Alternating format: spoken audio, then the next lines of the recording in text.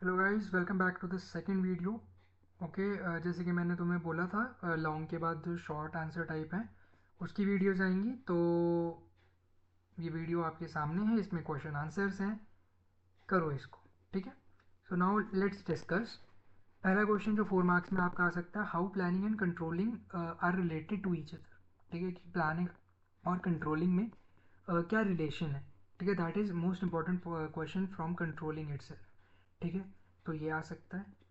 ठीक है, देन उसके बाद व्हाट इज़ कंट्रोलिंग, इसका इंपॉर्टेंस आ सकता है। What do you mean bye supervision, right it importance, जो कि पहले भी डिस्कस हो चुका है।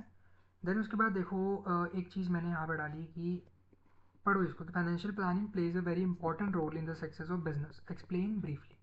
तो मतलब स्टेटमेंट वाइज भी क्वेश्चन दे सकते हैं, क्योंकि सिलेबस में लिखा हुआ है हाई ऑर्डर थिंकिंग क्वेश्चंस जो हैं वो फ्रेम होंगे इस बारी। तो ऐसे स्टेटमेंट दे देंगे तुम्हें और तुम्हें उसको एक्सप्लेन करना पड़ेगा। अब जैसे कि स्टेटमेंट में लिखा हुआ है कि फाइनेंशियल प्लानिंग जो है बहुत इंपॉर्टेंट रोल प्ले करता है सक्सेस ऑफ बिजनेस में। तो इस स्टेटमेंट से हमें ये पता लग रहा है कि ये स्टेटमेंट बता रहा है कि फाइनेंशियल प्लानिंग बहुत इंपॉर्टेंट है बिजनेस के लिए। ठीक है, तो इसको एक्सप्लेन करना है, तो इसमें इंपॉर्टेंस की बात कर रहे हैं ना, फाइनेंशियल प्लानिंग की इंपॉर्टेंस की बात कर रहे हैं बिजनेस में। तो what we have to write the importance of financial planning in business. ठीक है, जो कि पहले क्वेश्चन आता था, what is the importance of financial planning in business. ठीक है, तो आप थोड़ा वो मॉडिफाई करके भी डाल सकते हैं, तो ये भी बहुत इंपॉर्टेंट क्वेश्चन है। Discuss the function of management, management के function, planning, organising, staffing, controlling, directing, controlling. ठीक है, ये बहुत इंपॉर्टेंट क्वेश्चन है ये भी। ठीक है, बेसिक क्वेश्चन है, ये आ सकता है। इंपॉर्टेंस ऑफ कोऑर्डिनेशन आता है, पेपर में ही आ सकता है। यार देखो, इसमें जो क्वेश्चन हैं सारे, ये सारे ही करने पड़ेंगे तुम्हें। ठीक है, ऐसा नहीं है इसमें से कुछ छोड़ दिया। ठीक है, बट अगर अच्छे मार्क्स 80 में से 80 लाने हैं, ठीक है, तो ये सारे करने पड़ेंगे। शॉर्ट में से तो मैं सारे बोलूँगा करने के लिए, लॉन्ग भी सारे ही करने हैं यार। बस मैं वो बताया, लॉन्ग में ऐसा बताया मैंने कि पहले ये कर लो, देन उसके बाद जो बचे वो। ठीक है, टेलर का प्रिंसिपल ऑफ साइंटिफिक मैनेजमेंट बहुत इंपॉर्टेंट है, फेयोल्स का भी आता है पेपर में। ठीक है, फेयोल्स का भी आता है, बट टेलर का बहुत इंपॉर्टेंट है। फेयोल्स का अगर आएगा तो 4 आएगा, राइट, 4 प्रिंसिपल्स। ठीक है, तो कोई चार याद कर लेना फेयोल्स के। What is planning, why does planning sometimes fail to meet the desire target, ऐसे भी आ सकता है क्वेश्चन। अब यहाँ पे ये पूछ क्या रहा है, व्हाट इज प्लानिंग, प्लानिंग होता क्या है। ठीक है, वाई डज प्लानिंग, कि प्लानिंग जो होती है वो कभी कभी जो हमने टारगेट रखा होता है, जिस हिसाब से हमने एक टारगेट रख के प्लानिंग किया होता है, ठीक है, वो फेल क्यों हो जाता है कभी कभी। ठीक है, तो वो हमें बताना है। बेसिकली यहाँ पे बोल रहे हैं लिमिटेशंस। ठीक है, लिमिटेशंस क्या है, नुकसान क्या है प्लानिंग की। ठीक है, कि प्लानिंग क्यों नहीं, प्लानिंग करते हैं तो पूरी क्यों नहीं हो पाती। जैसे हम जब पढ़ने बैठते हो तो प्लान करते हो ना कि भाई मतलब ये 4 दिन में चैप्टर नंबर 1 और 2 ख़त्म कर लूँगा मैं। ठीक है, प्लानिंग कर लेते हो, बट 4 दिन निकल जाते हैं, चैप्टर नंबर 1 भी आधा चैप्टर भी नहीं हुआ होता है। ठीक है, तो वो क्यों है, क्योंकि प्लानिंग जो है वो फ्यूचरिस्टिक है। ठीक है, हम फ्यूचर का सोच के करते हैं कि भाई ऐसा होगा। ठीक है, बट जो ह्यूमन बिहेवियर है वो मतलब उस चीज़ को अडाप्ट नहीं कर पाता, उस चीज़ से नहीं चल पाता। ठीक है, दैट्स वाई प्लानिंग कभी कभी फेल हो जाता है। ठीक है, तो यही लिमिटेशंस हैं। और हमेशा जब भी आप प्लानिंग करते हो, पीछे प्लानिंग, हमेशा प्लानिंग में डिविएशन आती है। एक्चुअल परफॉर्मेंस जो हमने सोचा होता है और जो हमने जो एक्चुअल परफॉर्मेंस जो हुआ होता है एक्चुअली में, और जो हमने सोचा होता है। ठीक है, सॉरी यार, जो हमने सोचा होता है, ठीक है, और जो हमने टारगेट सेट किया होता है, ठीक है, दोनों के बीच में हमेशा डिविएशन आती है। ठीक है, कि मैंने अगर सोचा था कि मैं एक महीने में 10,000 यूनिट की सेल करूँगा, बट मैंने ज़्यादा से ज़्यादा 9,800 ही किया। ठीक है, तो 200 का डिविएशन आया। ठीक है, तो ये क्यों आया, तो ये इसीलिए प्लानिंग का ये होता है। ठीक है, तो बहुत इंपॉर्टेंट है ये क्वेश्चन भी। अगेन, डेलीगेशन ऑफ अथॉरिटी क्या है, इसका इंपॉर्टेंस लिखो, why is there need to delegate authority. किसका इंपॉर्टेंस लिखो डेलीगेशन ऑफ अथॉरिटी का, ऐसे आ जाएगा यहाँ तक, या ऐसे क्वेश्चन आएगा, why is there need to delegate authority, या नीड मतलब इंपॉर्टेंस। ठीक है, नीड का एक याद रख लो, इम्पॉर्टेंस। ठीक है, इंपॉर्टेंस होता है नीड। अगर आ जाए what is the need of controlling, मतलब इंपॉर्टेंस लिखना है। What is the need of planning, मतलब प्लानिंग का इंपॉर्टेंस लिखना है। ठीक है, तो ये ऐसे भी आ सकता है। What is the role of NGO in consumer production, जो कि मैंने बताया। एडवर्टाइजिंग क्या होता है, बहुत इंपॉर्टेंट क्वेश्चन। इसके ऑब्जेक्टिव, 4 ऑब्जेक्टिव ऑफ मैनेजमेंट, बहुत important. Point of the difference between capital, fixed capital and working capital बता दिया। इंपॉर्टेंस ऑफ कंट्रोलिंग बता दिया हुआ है पहले ही। ठीक है, चलते हैं आगे। 3 मार्क्स क्वेश्चन में व्हाट इज साइंटिफिक मैनेजमेंट, भाई ये बहुत इंपॉर्टेंट क्वेश्चन है। ठीक है, देखो 3 मार्क्स में ना तुम्हें जो पहला क्वेश्चन देखने को मिलेगा, वो मतलब ये जो प्रिंसिपल्स ऑफ मैनेजमेंट है यहीं से आएगा।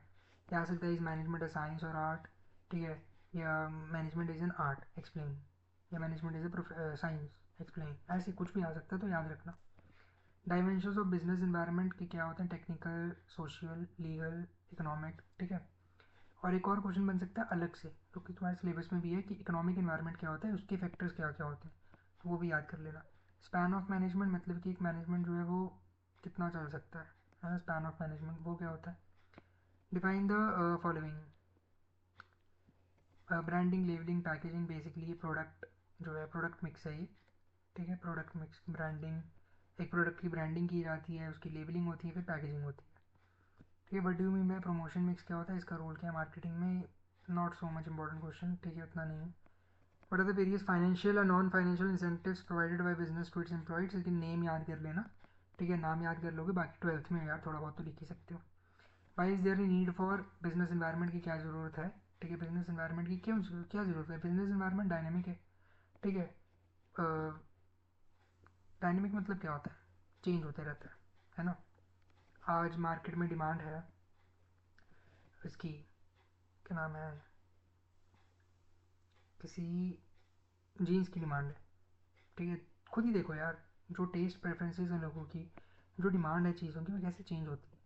अभी से अगर तुम चले जाओ कोविड से पहले, तो कोविड से पहले क्या डिमांड था, ठीक है, कोविड से पहले क्या डिमांड था, डिमांड था जीन्स में। अगर देखा जाए तो लोग कैसे जीन्स पहनते थे, जो यूथ है, कटे फटे जीन्स, है ना, नीचे से फोल्ड करके, या नीचे से बहुत टाइट टाइट, है ना, तो वो होता था।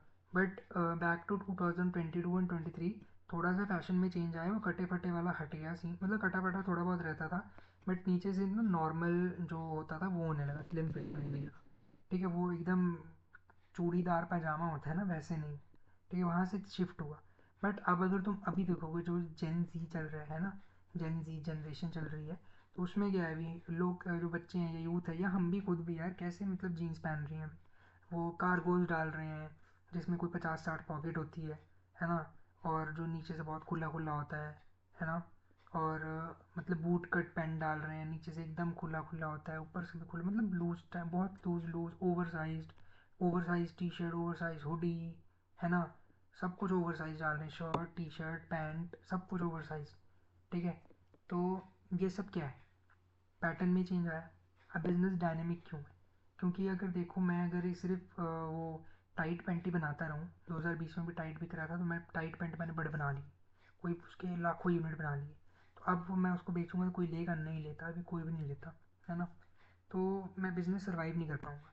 तो इसलिए बिज़नेस को सर्वाइव करने के लिए बिज़नेस को डायनेमिक रखना पड़ता है ना, कि जैसे जैसे इन्वायरमेंट में चेंज आता है, जो लोग, जो सोसाइटी है, जो लोग हैं, उनके टेस्ट एंड प्रेफरेंस में चेंज आता है, वैसे वैसे हमारे बिज़नेस में भी चेंज हमें करते रहना चाहिए, ठीक है। आजकल क्या हो रहा है, डिजिटल लर्निंग ज़्यादा एम्पावर हो रही है, बच्चे घर से ही पढ़ना चाहते हैं, ठीक है, और मैं खुद भी इनकरेज करता हूँ घर से पढ़ो, ट्यूशन जाना ये सब बहुत बच्चे अवॉइड कर रहे हैं अब, ठीक है, क्योंकि इससे देखो बहुत सारा होता है, तुम बिज़नेस के बच्चे हो, कॉस्ट कितनी कट होती है, तुम ट्यूशन जाओगे, ठीक है, गाड़ी से जाओगे, चलो गाड़ी से गए, तुम्हारे पास स्कूटी है, बाइक है, चले गए, बट उसमें पेट्रोल भरवा रहे हो, उसका खर्चा आ रहा है, ठीक है, तुम्हारा टाइम वेस्ट होता है, तैयार होते हो, जाते हो आते हो, उसमें टाइम वेस्ट होता है, 1 घंटा लगता है, 1 घंटे 2 घंटे की ट्यूशन, 3 घंटे की ट्यूशन, 4-5 घंटे ट्यूशन में ही निकल जाते हैं। बट घर से उठो, कुछ मुँह भी नहीं धोना, लैपटॉप खोलो, क्लास लग रही है, लगाओ, बंद करो, अपना डिवाइस कर लो, है ना। तो ये था, चलो नेक्स्ट हम आगे बढ़ते हैं। What is the importance of controlling, जो पहले बताया। फाइनेंशियल मैनेजमेंट के ऑब्जेक्टिव, ये इंपॉर्टेंट क्वेश्चन है, कर लेना, रेयर है, कभी आता है, मतलब बहुत कम आता है, क्या पता इस बार ही आ जाए। Factors that influence the economic environment, वही जो ऊपर बताया। Name the steps involve in process of controlling, में कौन कौन से स्टेप्स होते हैं। एक और question, distinguish between time and motion study, ठीक है, ये भी इंपॉर्टेंट है, ये अपना साइंटिफिक मैनेजमेंट के प्रिंसिपल से ही लिया हुआ है, ठीक है। नाउ देखो यार, बिजनेस स्टडीज़ का पेपर बहुत ही कॉम्प्रीहेंसिव होता है, ठीक है, मतलब बहुत ही लिखने वाला होता है इसमें, और ऐसा भी नहीं है कि मतलब ये कर लिया वो कर लिया तो हो गया। बिजनेस स्टडीज़ का पेपर करने का या प्रिपरेशन करने का ये तरीका है कि पहले वो क्वेश्चंस करो जो कि मोस्ट इंपॉर्टेंट है, जो कि मैंने तुम्हें बताया, ठीक है, देन उसके बाद वो क्वेश्चंस करो जो कि कम इंपॉर्टेंट है, ठीक है, बट उनके भी चांसेस हैं कि वो आ सकते हैं, क्योंकि बिजनेस में सब कुछ इंपॉर्टेंट है, बट वो है कि प्रायोरिटी दी जाती है, ये ज़्यादा इंपॉर्टेंट है, वो कम इंपॉर्टेंट है, ऐसे, ठीक है, जो ज़्यादा इंपॉर्टेंट है वो मैंने तुम्हें बता दी है, बाकी शॉर्ट 4 मार्क्स और 3 मार्क्स में तो सारे ही करो यार। ठीक है, मेरे हिसाब से तो सारे करने चाहिए। ठीक। और ये ऐसा भी नहीं है कि मतलब ये तुम्हारा पूरा सिलेबस ही है। ठीक है, बहुत ही रिफाइन करके, बहुत ही ज़्यादा अच्छे से एकदम रिसर्च करके देन मैंने ये पूरा बनाया है। ठीक है, अगर यू हैव टू स्कोर 80 में से 80, तो मैं तो कहूँगा ये सारे क्वेश्चंस करो ही करो, और जो तुमने पूरे साल पढ़ाई की है उस पर विश्वास रखो। ठीक है, और जो एक्स्ट्रा क्वेश्चंस हैं वो भी कर लो रिवाइज। ठीक है। अगर कुछ स्टूडेंट्स हैं कि जिनको ओनली पास होना है, एवरेज मार्क्स लाने हैं कि 80 में से 50 आ जाएँ, 60 आ जाएँ, 50, 60, 65, 70 के अराउंड आ जाएँ, तो इसमें से कर लोगे। इस PDF है ना, इसका 100% नहीं बोलूँगा, 80% भी कर लोगे, है ना, तो हो जाएगा। ठीक है, इनफ है। ठीक है, अब देखो थोड़ा सा टिप्स बता दूँ, मैं तुम्हें टिप्स दे देता हूँ क्या करना होता है। बिजनेस स्टडीज़ का पेपर पहले कैसे करो कि पहले क्या करो कि जो 8 मार्क्स वाला क्वेश्चन है वो पहले करो, 6 मार्क्स वाला, फिर 4 मार्क्स वाला, फिर 3 मार्क्स वाला, फिर 1 मार्क्स वाले। ठीक है, या तो ऐसे करो। ठीक है, अगर तुम्हें आते हैं। ये स्ट्रेटजी 1। स्ट्रेटजी 2। स्ट्रेटजी 2 ये होती है कि तुमने पेपर देख लिया, पहले सबसे पहले पूरा पेपर रीड करो। ठीक है, पेपर देख लिया। ठीक है, पेपर देखने के बाद डिवाइड कर लो कि भाई मुझे क्या आता है क्या नहीं आता। ठीक है, सबसे पहले वो सारे क्वेश्चन करो जो तुम्हें बहुत अच्छे से आते हैं, जिस पे तुम्हें पूरा विश्वास है। ठीक है, क्योंकि एक एग्जामिनर जो क्वेश्चन पेपर जब आंसर शीट चेक करता है, ठीक है, चेक करते समय वो बच्चे को जज, उसके माइंड जो है वो बच्चे को जज कर लेता है। ठीक है, कि बच्चा इंटेलिजेंट है, ये बच्चा एवरेज है, ये बच्चा थोड़ा डल है। कैसे करता है, अगर तुमने कुछ पहले 10-15 पन्ने जो हैं वो बहुत अच्छे से लिखे, ठीक है, तो टीचर जब वो चेक करेगा, बहुत अच्छी प्रेजेंटेशन होगी, सब कुछ अच्छा अच्छा होगा, तो टीचर को 10-15 पन्ने चेक करते करते पता लग जाएगा बच्चा भाई इंटेलिजेंट है। तो वो अगले जो पन्ने हैं उनको थोड़ी लीनियंसी से चेक करेगा, और लास्ट आते आते तो वो बिल्कुल ही बस टिक मारेगा, नंबर दे देगा, पढ़ेगा भी नहीं क्या लिखा है। ठीक है, तो 3 भाग में पेपर को डिवाइड करो। ठीक है, 3 पार्ट्स में। स्ट्रेटजी 2 में सबसे पहले करो जो तुम्हें आता है। ठीक है, सबसे पहले करो जो तुम्हें आता है, स्ट्रॉन्ग एरिया है तुम्हारा, बहुत अच्छे से आता है। देन उसके बाद करो एवरेज एरिया, जिसमें तुम आता भी है और थोड़ा अपने से भी बना के लिख रहे हो। ठीक है, और थर्ड में वो करो जो तुमने पूरा ही अपने से बना के लिखा है। ठीक है, जो कि तुम्हारा वीक एरिया है, जिसमें तुम्हें कुछ नहीं पता, तुक्का मारा है, एजुकेटेड गेस। अगर तुम्हें मान के चलो एक क्वेश्चन आ गया, what do you mean bye publicity, right, its importance, तो अब ये तुमने नहीं पढ़ा। ठीक है, अब तुम्हें पब्लिसिटी का क्या मतलब, पब्लिसिटी का मतलब पता है। ठीक है, पब्लिसिटी होता है कि चीज़ों को पब्लिकली अनाउंस करना, शोकेस करना, मार्केटिंग करना। और ये बिजनेस स्टडीज़ में पूछा है, तो मतलब कि प्रोडक्ट की पब्लिसिटी। बस उसमें लिख दो कि एक प्रोडक्ट है, उसको मार्केट में लॉन्च करने से पहले हमने ऐड चलाई, हमने ऐड जगह जगह पोस्टर्स लगाए, है ना, और वर्ड ऑफ माउथ किया, बहुत कुछ ऐसे लिख सकते हो, और उसका इंपॉर्टेंस लिख दो। So that is educated guess. मतलब जो तुम्हें आता है, आते हुए चीज़ को, थोड़ा बहुत पढ़ाई हुई चीज़ को थोड़ा गेस वर्क में करके लिख रहे हो। ठीक है, तो 3 पॉइंट्स में 3 पार्ट्स में, सॉरी, अपने पेपर को जो है वो डिवाइड करो। स्ट्रॉन्ग सबसे पहले करो, ठीक है, एवरेज, फिर वीक। इससे ये स्ट्रैटेजी होती है 80 में से 80 लाने की। ठीक है, और आएंगे भी अगर तुमने ये स्ट्रैटेजी फॉलो की। और गाइज अगर कोई डाउट है, ठीक है, you can ask me, you can comment, you can contact me also. ठीक है, sorry, contact our team also. ठीक है, you can contact our team at 9667273668। ठीक है, कोई भी डाउट होगा यू कैन आस्क। ठीक है, वो आपको डाउट क्लियर कर देंगे। ये और आप कमेंट सेक्शन में भी पूछ सकते हो। ठीक है, the best way to ask in the comment section. ठीक है, कॉल कभी कभी ना उठाएं, मैसेज का रिप्लाई लेट आए, तो you have to write in comment section. ठीक है, कमेंट सेक्शन का बेसिक ज़्यादा से ज़्यादा ये एवरेज मतलब विद इन आवर आपको रिप्लाई आ जाएगा। ठीक है, कभी कभी इंस्टेंट या 2 4 5 10 15 मिनट में भी आ जाता है। ठीक है, तो कमेंट में पूछो, जो भी डाउट है पूछो। ठीक है, और हाँ, बेस्ट ऑफ द लक। ठीक है, अच्छे से पेपर करना, बिजनेस स्टडीज़ क्या है, थोड़ा टाइम मैनेजमेंट देखना। ठीक है, all the best. Next video में मैं थोड़ी अच्छे से टिप्स एंड ट्रिक्स लेके आऊँगा। ठीक है, शॉर्ट होगी और उसमें थोड़ा एक पूरा बताऊँगा एक आंसर कैसे लिखते हैं। ठीक है, तब तक के लिए ऑल द बेस्ट बच्चों, हैप्पी लर्निंग। चैनल को सब्सक्राइब कर लो, वीडियो को प्लीज़ लाइक कर दो। Okay, thank you so much.